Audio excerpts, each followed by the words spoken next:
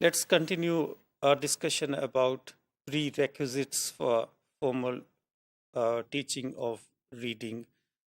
And now we will have a look at spoken language and reading, how we can make the use of spoken language to better develop reading habits of our students.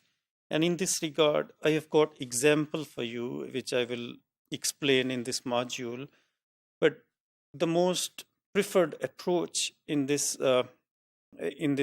instruction is this experience approach. By experience means that learners approach the text with their prior knowledge, with their prior values, with their prior cultural, religious, or social differences.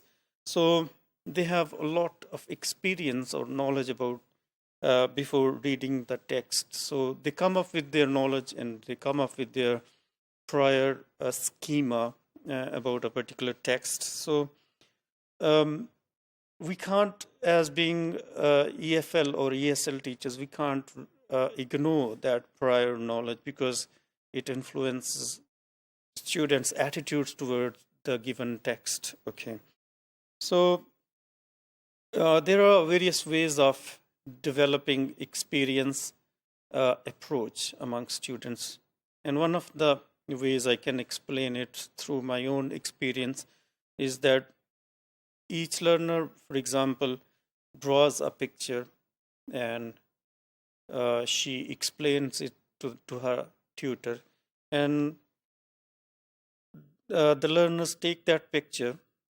For example, that's the writing exercise. They take the picture to the teacher, who asks what it is about. The teacher asks. Now, in return,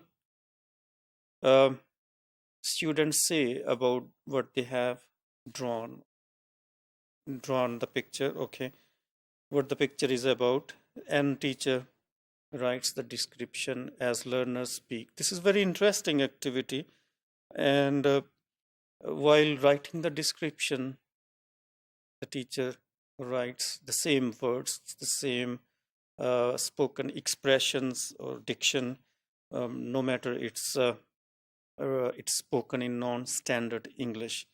So then the readers read what the teacher has written, and this is how it becomes an activity of the day or a text for reading for the students. And what you can do is you can involve your students to take the description away to practice reading.